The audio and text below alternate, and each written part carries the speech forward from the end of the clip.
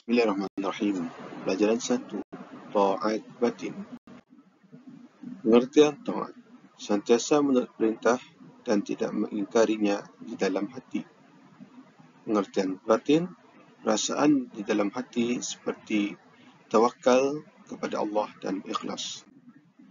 Pengertian ta'at batin: perbuatan-perbuatan yang sentiasa menurut perintah Allah Subhanahu Wa Taala dan tidak mengingkari perintah itu yang dilakukan di dalam hati, iaitu segala perangai yang baik seperti sabar dan syukur.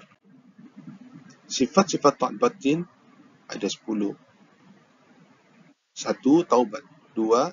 Takut kepada Allah, yakni al-khawf. 3. Sabar. 4. Meninggalkan kesenangan dunia, yakni zuhud. 5. Syukur. 6. Ikhlas. 7. Tawakal. 8. Mahabbah. 9. Ridha.